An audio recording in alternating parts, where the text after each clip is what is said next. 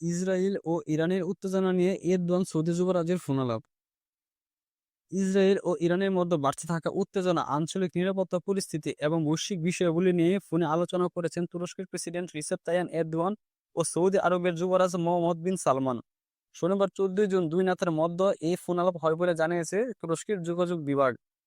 আলোচনায় president Erdogan Israeli প্রধানমন্ত্রী Benjamin Netanyahu নেতৃত্বাধীন সরকারের এই অঞ্চলে শান্তি ও নিরাপত্তার জন্য সবচেয়ে বড় হুমকি বলে মন্তব্য করেন তিনি। তিনি আরও বলেন, ইরানের উপর সাম্প্রতিক হামলার মধ্য দিয়ে ইসরায়েলি আগ্রাসী মনোভাব আরও স্পষ্ট হয়ে গেছে। এরদোয়ান বলেন, উত্তেজনা কমাতে ইসরায়েলকে অবশ্যই থামাতে হবে। তিনি আন্তর্জাতিক সম্প্রদায়ের সমালোচনা করে বলেন, ফিলিস্তিনে ইসরায়েলের দখলদারিত্ব ও গণহত্যার বিষয়ে বিশ্ব নীরব থাকায় ইসরায়েল আরও বেপরোয়া হয়ে উঠেছে। তুরস্কের প্রেসিডেন্ট আরও বলেন, ইসরায়েলের এই হামলার সময় যুক্তরাষ্ট্র ইরানের মধ্যে পারমাণবিক ইস্যুতে আলোচনা চলছিল, আর এই হামলার লক্ষ্য ছিল সেই শান্তি প্রতিষ্ঠা নস্যাৎ করা।